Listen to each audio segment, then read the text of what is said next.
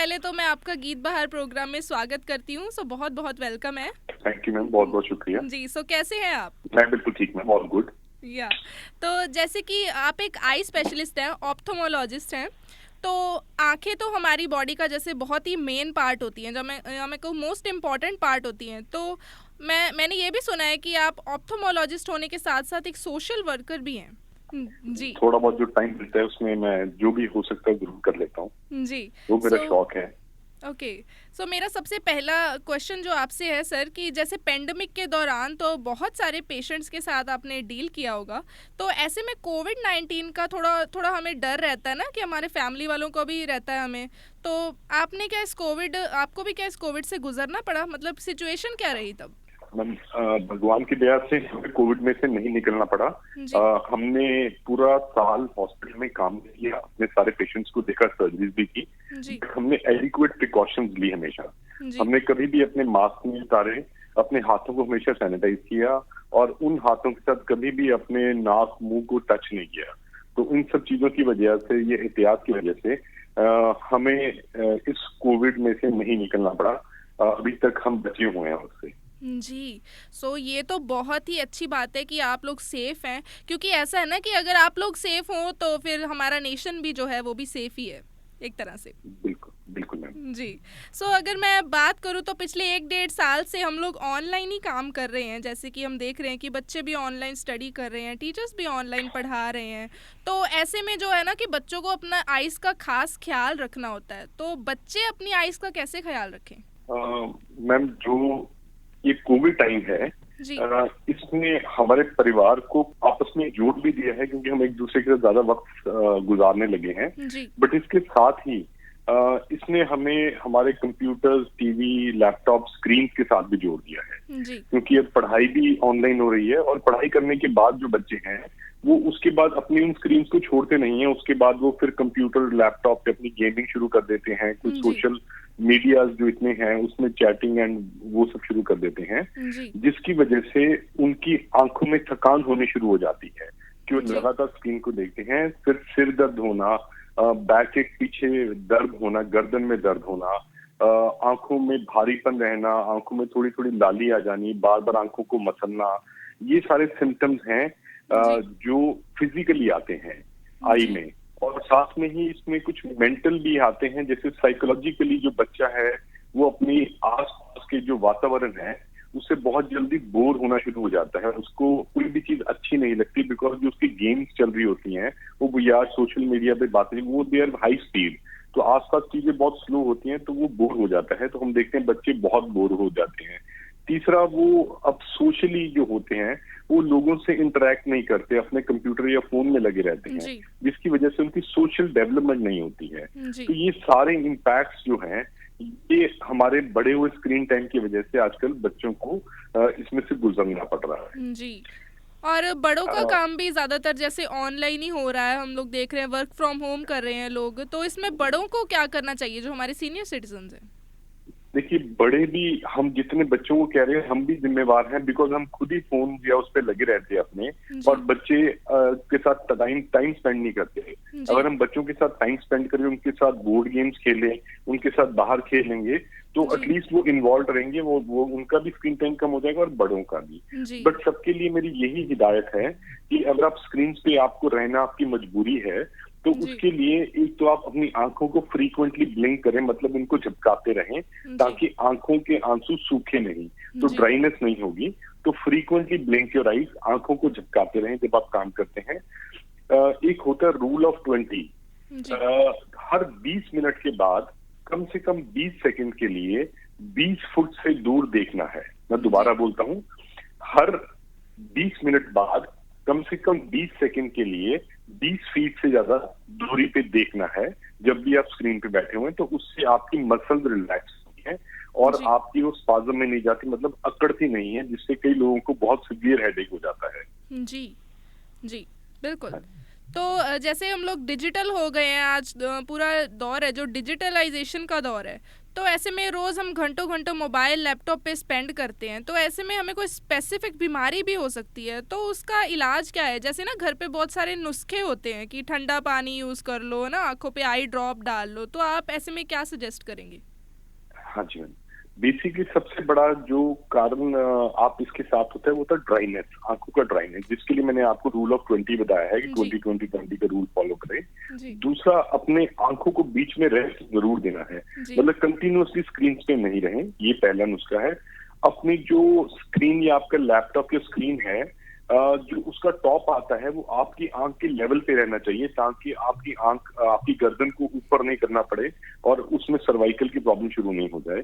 जी, तीसरा, आप lubricating eye drop जो ओवर द काउंटर मिलते हैं, लुब्रिकेंट्स, जी, आंखों की नमी रखने के लिए, हुँ, उनका इस्तेमाल करें रेगुलरली। और जी, अगर किसी को थोड़ी हल्की फुल्की भारीपन, खुजली या फिर हल्की हल्की लाली लग रही है इस मौसम की वजह से, तो ये जी, माइल्ड एलर्जी हो सकती है।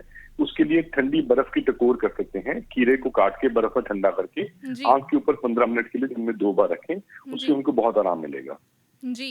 सो ऐसे में जो ये है हम लोग नुस्खे वगैरह हैं छोटे-मोटे घर पे भी इम्प्लीमेंट कर सकते हैं।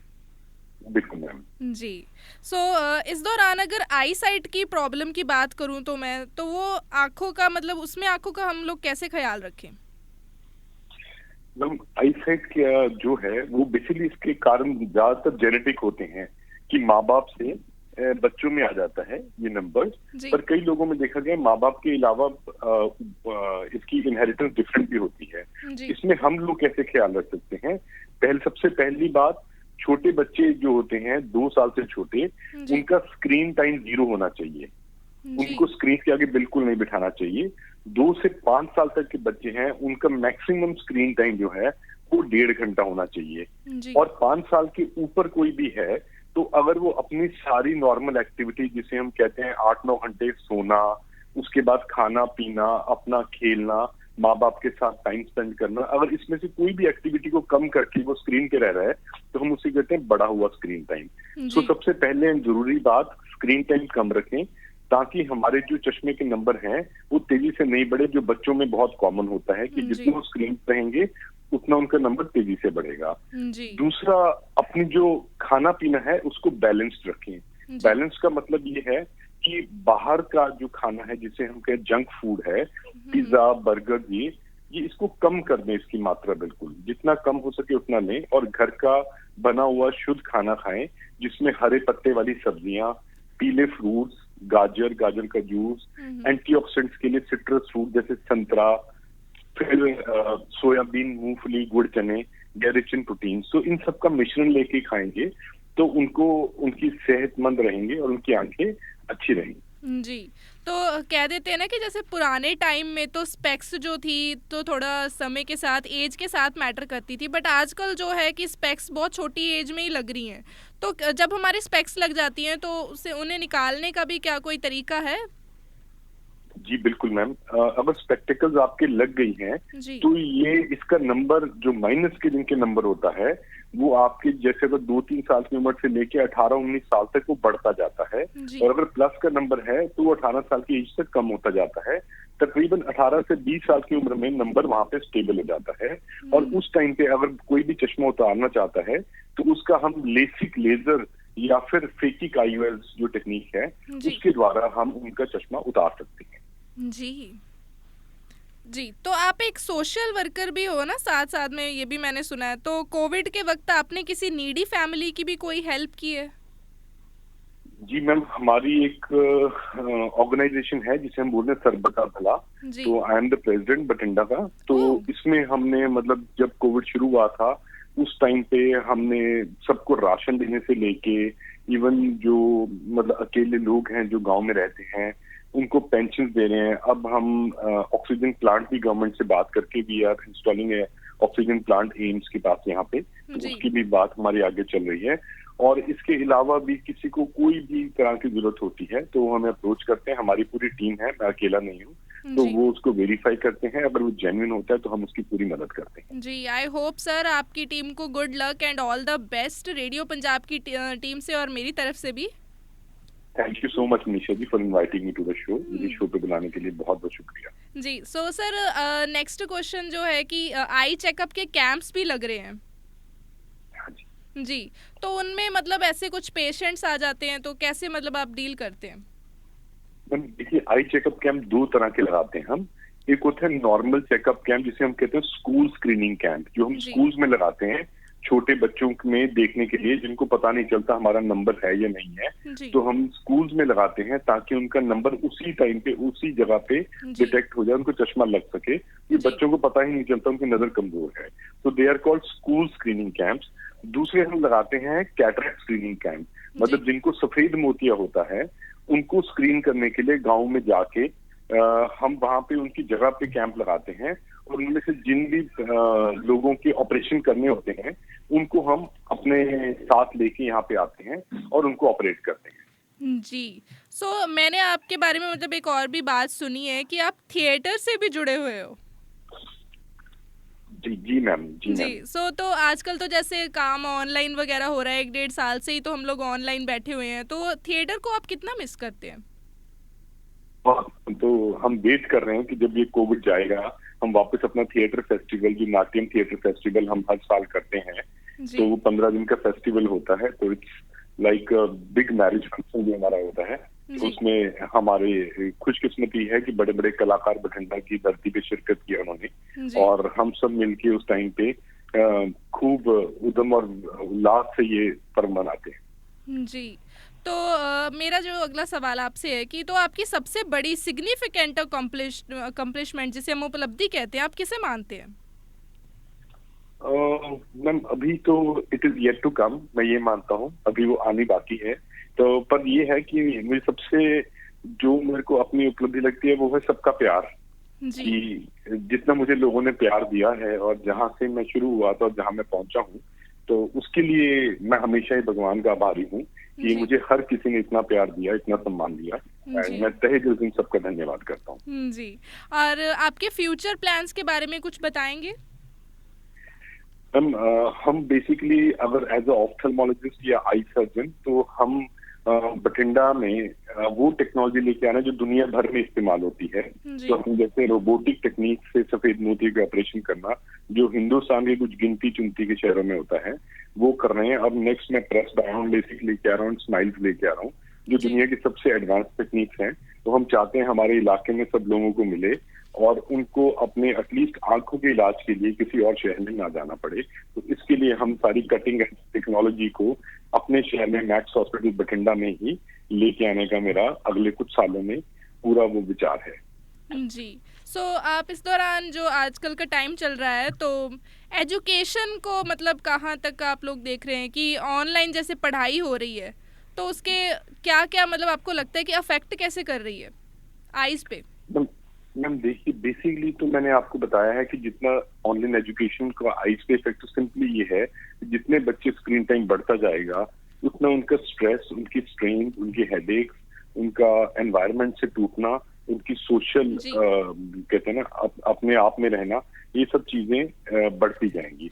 तो हमें जो स्कूल कल्चर है उसमें बच्चे सिर्फ पढ़ते नहीं है, सिर्फ पढ़ाई नहीं सीखते हैं, बट वो सोशलाइजेशन भी सीखते हैं, वो स्पोर्ट्स भी सीखते हैं, वो हेल्दी भी रहते हैं। जी। तो वो स्कूल का मतलब एक अलग चीज है। बस क्योंकि हमारे सामने सिचुएशन ही कोविड की ऐसी है, तो ये हमारी मजबूरी बन गई है। वी प्रे टू गॉड कि जल्दी खत्म हो जाए और बच्चे दोबारा स्कूल में जा सकें और अपनी नॉर्मल रूटीन फिर से शुरू कर सकें। बिल्कुल बिल्कुल। सो आप अपनी एजुकेशन के बारे में थोड़ा बताएंगे, कहाँ से आपने स्टडी की है? हाँ जी मैम, मैंने बेसिकली अपनी स्कूलिंग की है saint Joseph convent school Bathinda से ही। उसके बाद राजेंद्रा कॉलेज से मैंने अपनी +2 करने के बाद दयानंद मेडिकल कॉलेज लुधियाना से मैंने अपनी ग्रेजुएशन या MBBS की। उसके बाद गवर्नमेंट मेडिकल कॉलेज सूरत से मैंने अपनी पोस्ट ग्रेजुएशन करके फिर मैं अरविंदा इंस्टीट्यूट तिरुनेल वैली में ट्रेनिंग के लिए गया, फिर मैं बॉम्बे गया। उसके बाद I went to Singapore National Eye Centre for robotic cataract and robotic LASIK की ट्रेनिंग के लिए। उसके बाद I came back to Bathinda. जी, सो आपका एक्सपीरियंस क्या रहा उन दौरान, वास्ट एक्सपीरियंस? मैम लर्निंग जो होती है ना, जब आप कुछ भी सीखते हैं तो वो आपको ज्यादा सशक्त बनाती है, पावरफुल बनाती है। You feel good always. तो मुझे ये लगता है आप किस भी स्टेज पे हो, कोई भी चैलेंजेस हो, मैंने हमेशा माना है fear is of the unknown. जो चीज हमें पता नहीं है उसी का डर होता है।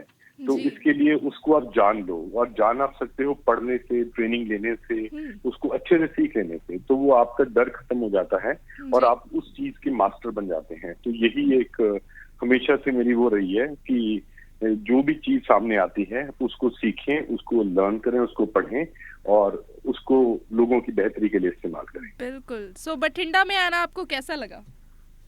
बठिंडा मेरा, जिसे कहते हैं ना, होम टाउन है। जब मैं इवन चाहे बॉम्बे था, सिंगापुर था, कहीं भी था, तो मैं हमेशा बठिंडा में ही आना चाहता था। जी। बिकॉज मुझे ये था, मैं अपने शहर में ही कुछ करना है, अपने शहर को ही इतना बड़ा बनाना है कि लोग दिल्ली बॉम्बे से हमारे पास बठिंडा में ऑपरेशन कराने आए। और वो किसी हद तक हमें सच भी होना शुरू हो गया है। बिल्कुल जी, बिल्कुल। हम लोग देख ही रहे हैं जैसे आजकल कितना मतलब नाम है। हाँ। जी। सो आप कोई मैसेज देना चाहेंगे हमारे लिसनर्स को? मैं सिर्फ यही कहना चाहूंगा कि बैलेंस इज द वर्ड, कि अपने लाइफ में संतुलन रखें। चाहे वो स्क्रीन टाइम्स को लेके आंखों को बोल दें, चाहे अपने बच्चों के साथ टाइम स्पेंड करना है, अपनी मानसिक हेल्थ है, ध्यान करना है। जी। मतलब हर चीज का बैलेंस होना चाहिए।